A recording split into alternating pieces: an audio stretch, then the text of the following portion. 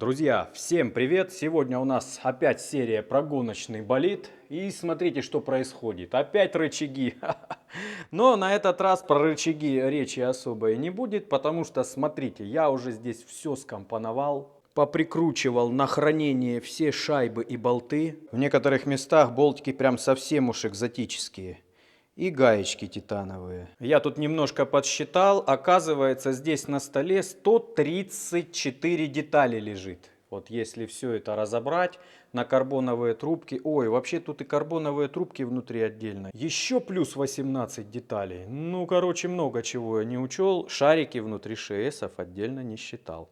Ну, короче, очень рад я этому делу. Теперь можно будет все аккуратненько сложить и далее продолжать заниматься гоночным болидом. На повестке у нас монокок, которым заниматься буду, скорее всего, очень долго. Помимо законченных рычагов, у меня прям совсем уж есть нереально крутая новость. Так, это мы заберем с собой.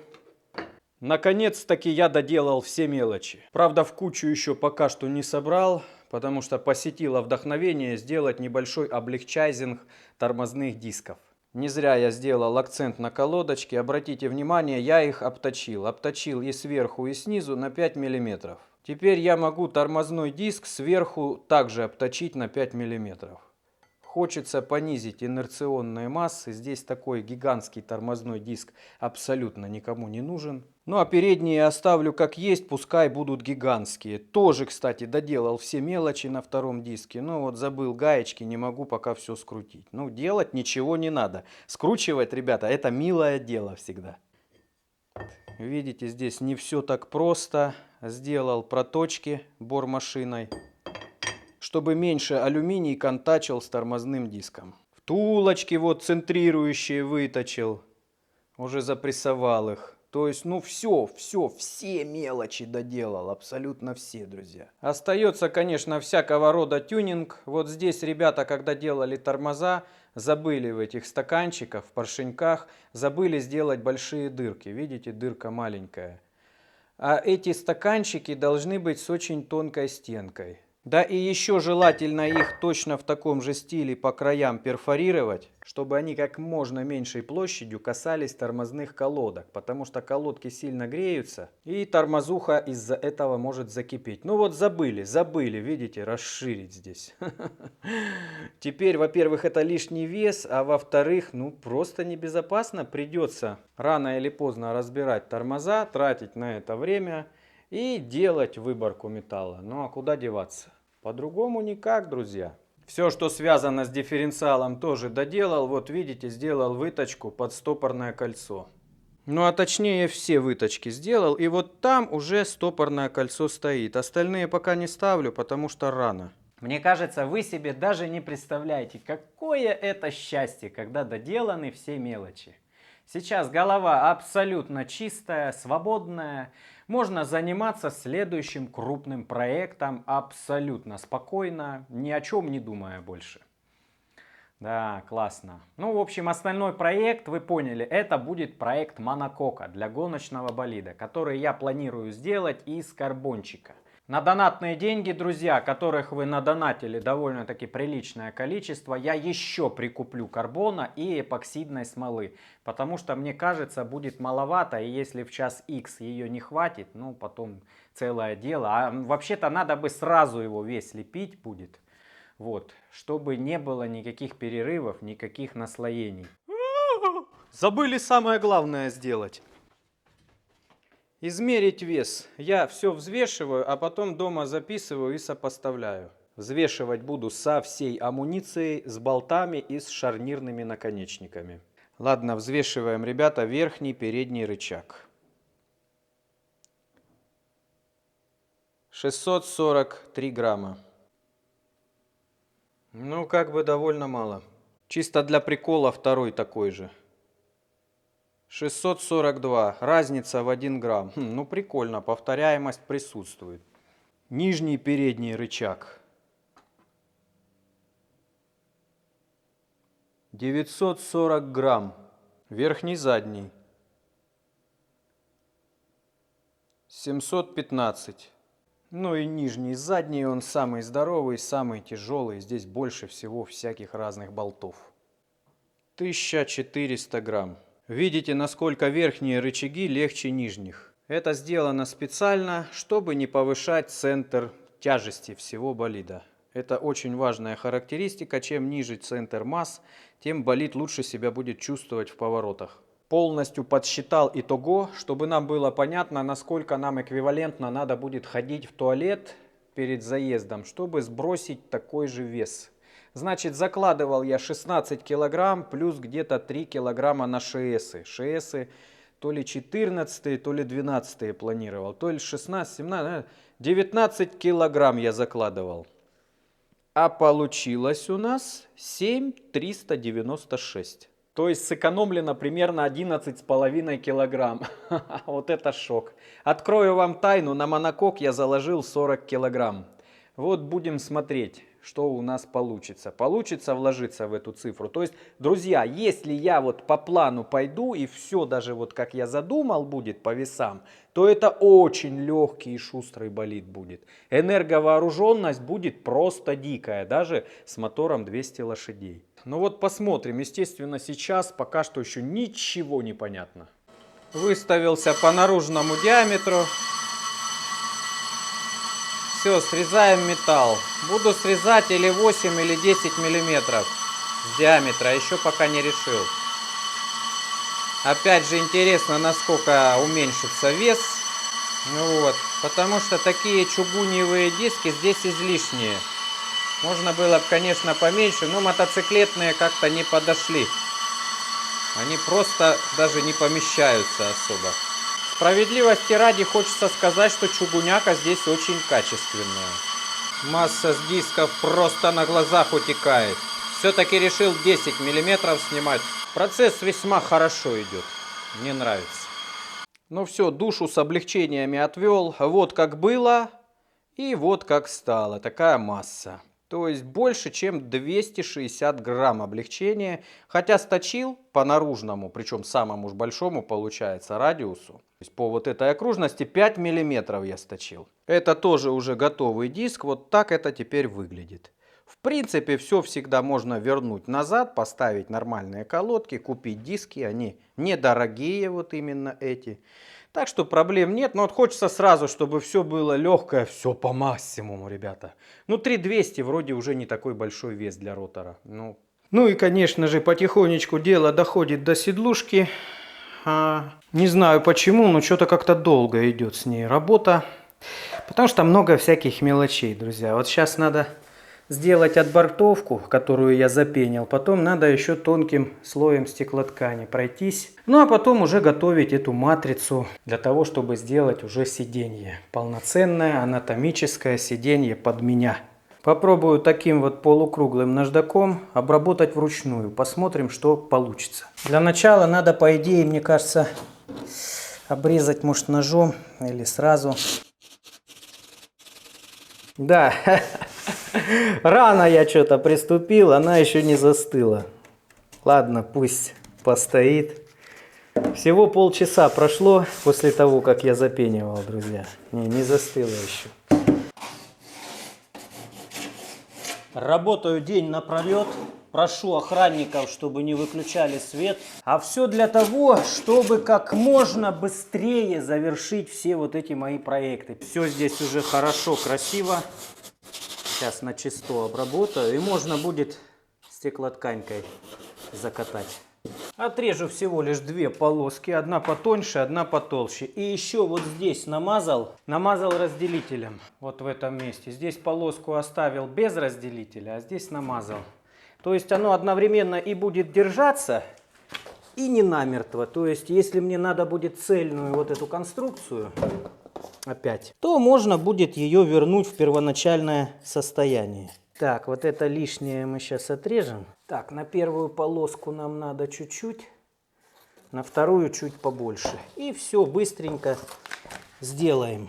Вторую чуть побольше, чтобы она перекрывала и чтобы ступеньки не было. Блин, как начала стеклоткань уходить, просто жесть. Все, можно намазывать ее. Надо сразу разрезать, наверное, не баловаться. Когда ночью занимаюсь, аж прям желание снимать появляется. Всего лишь без 15 час ночи. Планирую задержаться до 2, до 3, потом хочу поехать покушать мантов и поехать домой спать. Вы даже не представляете, какой сегодня у меня классный день был, сколько я всего успел. Не то, что даже за это видео, я параллельно много чего делаю. Вот, например, полдня приходилось бодрить эпоксидную смолу, потому что она закристаллизовалась в канистре. Взял вот новую канистру, а она вся, ну, уже такая почти твердая даже. Пришлось ее полдня бодрить. Грел ее феном. Ну вот, видите, теперь как новенькая. Можно таким образом восстанавливать смолу. Даже в инструкции для пользования было написано такое, что если вдруг что, надо это сделать. Вот сделал, теперь можно работать. Вот. Ну и много каких других дел. По мотоциклу, по квадрокоптеру, арбузоносцу, знаете такой, да? Вот. Ну и так далее. Эпоксидка просто килотоннами уходит. Не знаю, что с этим делать. Дорогущая она, а на дешманскую не хочется переходить даже вот в таких сопутствующих делах. Уж очень это хорошая. Застывает без всяких соплей. Вот летом она жиденькая, правда вот в подвале густоватая она какая-то. Когда густая эпоксидка, получается ткань не сильно подвижная.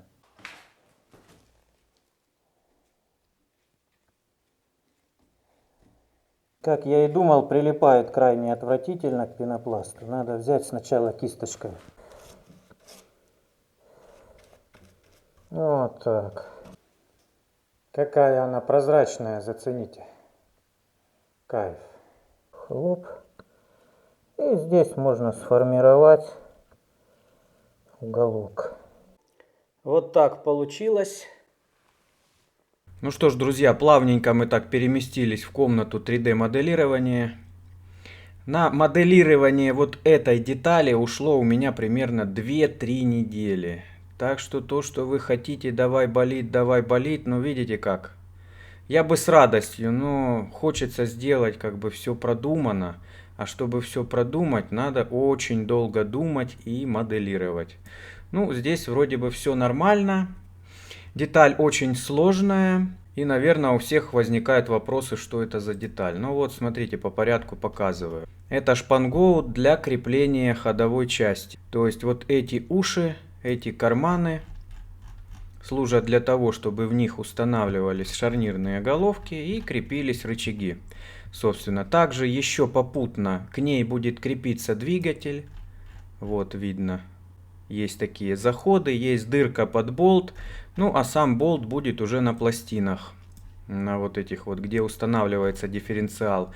Вот эта верхняя часть будет срезаться после того, как я установлю все вместе. Потому что если ее не срезать, двигатель будет сложно устанавливать. Надо будет как-то заводить туда, все это соединять. А так прям сверху можно будет опускать. Вот. Ну а если ее не изготовить на начальном этапе, то будет сложно потом все это дело собрать в монокок. Так, с этой деталью понятно, идем дальше. Есть еще вот такая деталь, не пойму, почему она стала прозрачной. Ну, собственно, эта деталь служит для тех же самых целей. Если повключать все рычаги и тяги, колеса и так далее, то становится понятно, для чего нужны эти детали. В общем, на них будет базироваться ходовая часть. То есть это те самые металлические вставки, которые будут взаимодействовать с монококом карбоновым, и все на нем будет сидеть. То есть обратите внимание, они немножко разные. Здесь снаружи торчат ухи крепления, а здесь входит внутрь. Именно поэтому были большие сложности с ее моделированием. Для чего это нужно? Я изначально и эту делал, чтобы ухи были снаружи, потому что так легче все прикручивать, легче все скручивать. Но, вот включаю все остальное. Можно заметить, что сейчас как бы капсулу можно сделать довольно-таки плавную, то есть кузов наш. А раньше здесь был такой вот в этой области мега уступ. То есть нельзя было плавно сделать, тут все плотно скомпоновано, рядом двигатель, рядом все, и кузов просто заворачивался вот сюда. Сейчас я вам даже покажу, у меня, по-моему, есть готовые кузова. Ну вот, прекрасно видно, как было.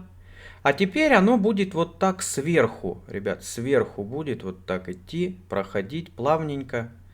Вот, еще бы хорошо бы здесь сделать, чтобы было под углом, но я не буду этого делать, просто будет более плавно все, сильно плавнее сделано. И это очень хорошо, очень большой плюс. Спереди у нас будут тоже два таких шпангоута, таких же точно.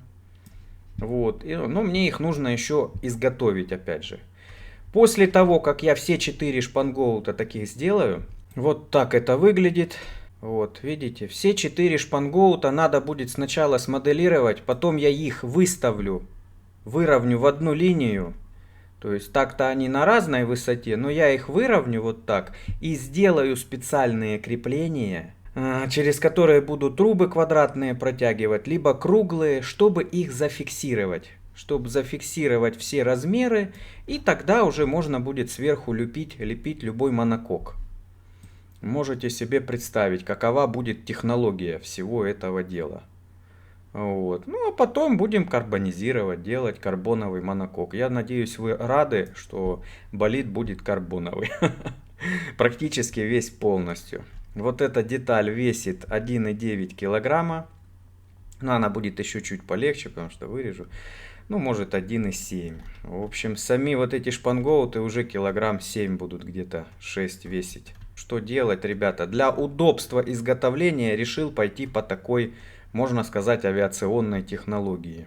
Так, вспомнил я, почему она прозрачная. Все, теперь непрозрачная. И видите, в чем сложности. Некоторые я понимаю, как мне сразу рассчитать, как сделать. А некоторые, потому что нет ни амортизаторов, ничего. Я пробные уже заказал, кстати. Вот, скоро, по идее, должны прийти. Но все-таки еще не рассчитаны качалки, тяги. А когда это все будет рассчитано, я могу детали уже также ажурно сделать, лишнее удалить, поставить точки крепления.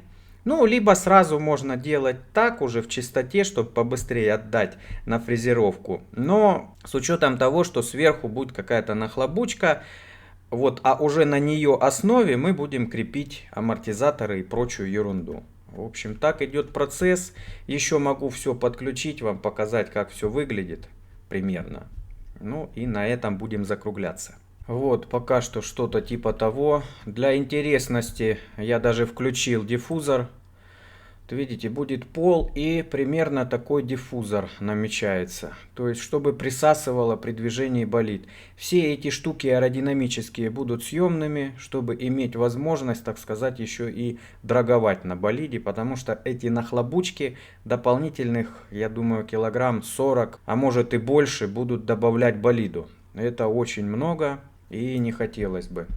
Вот так с колесиками выглядит, с большими. То есть это самые большие колеса, какие у меня есть, Йокохама. Но они просто новые, я их учитываю в проектировании болида. А так вот такие маленькие колесики, это шины типа Простор.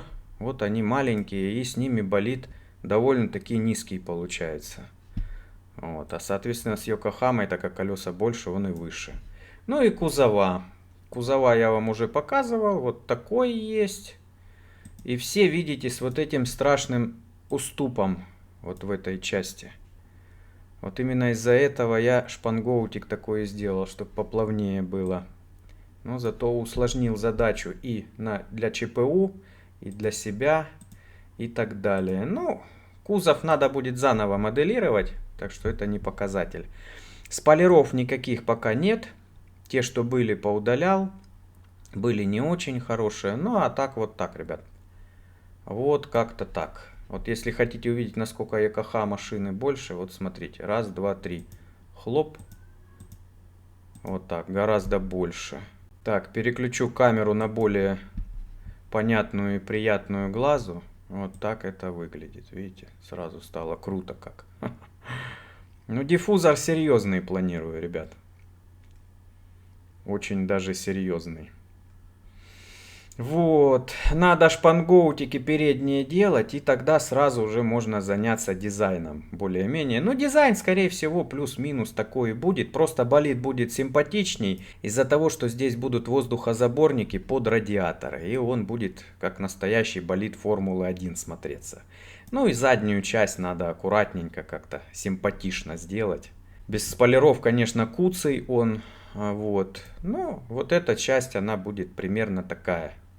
Кокпит не изменится. Нос может измениться. Вот. Нос я вообще, скорее всего, буду уже там из пенопласта и так далее сам ваять визуально, потому что в программе вот эти острые что-то мне не даются вещи.